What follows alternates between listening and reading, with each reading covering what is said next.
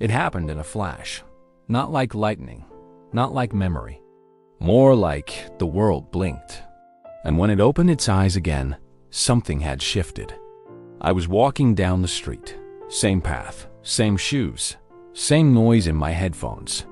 But the billboard that had always advertised coffee now flashed something I'd never seen. Welcome back, Elijah. Your shift begins in 3:27. I stopped. I'd never worked at a place that uses countdowns. Oh, I don't even know how they knew my name. At first, I laughed it off. Glitchy ad? Personalized tracking? But then, my phone buzzed. Unknown number. One message. Don't be late again. My heart stuttered. I looked up and the city seemed misaligned. Not broken, but like a puzzle, shifted slightly out of place. Except for one girl who looked at me just for a second and mouthed. The skyline bent in the wrong direction. The air smelled like petrichor, but it hadn't rained. And people, hundreds of them, walked past me, eyes hollow, dressed like they were living in a dream built on rules I'd never learned. Something was off. But I moved, because the billboard ticked down to 2:47, and my hands were suddenly sweating like I was late. I followed the blinking arrows projected on the sidewalk. No one else saw them, I could tell. They all kept walking, oblivious. Not again. Her eyes said she remembered me, but my brain was silent. The arrows led to a train station that shouldn't exist, where a glowing sign above the entrance simply read, "The path you left." Inside, it was chaos. Neon light panels blinked like stars. Benches floated above the ground. People waited in silence, eyes wide, hands gripping strange tickets.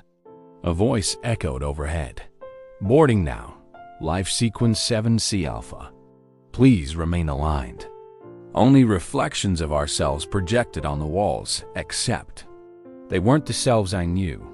I stepped closer, and a woman at the gate scanned my face, just a glance, and handed me a smooth black token. "Late again, Elijah," she whispered. "Let's hope this path doesn't bite back." Asked where I was, what this was, but no sound came.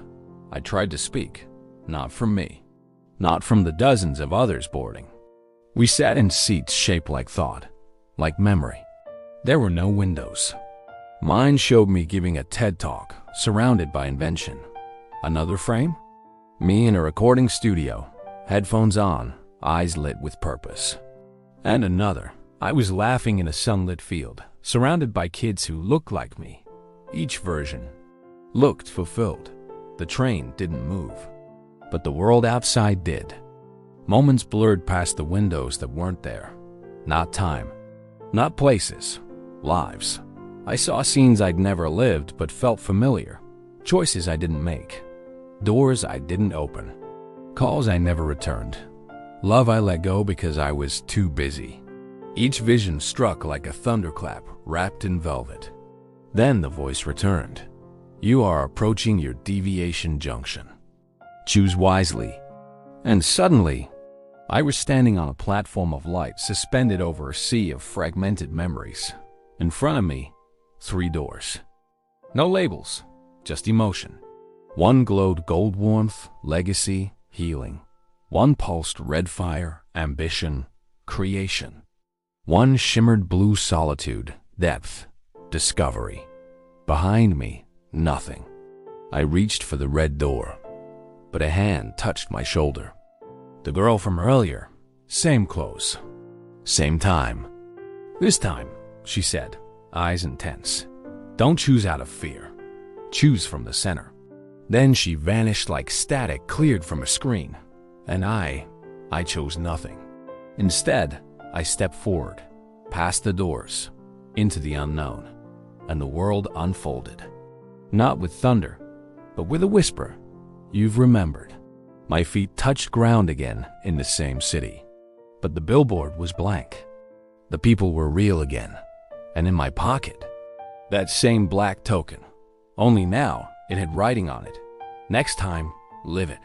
I walked home like I was walking for the first time, because maybe I was, maybe you are too. Want to hear the next ripple in this unraveling timeline? Then tap into the next dimension with us, right here on Voidlore Nexus.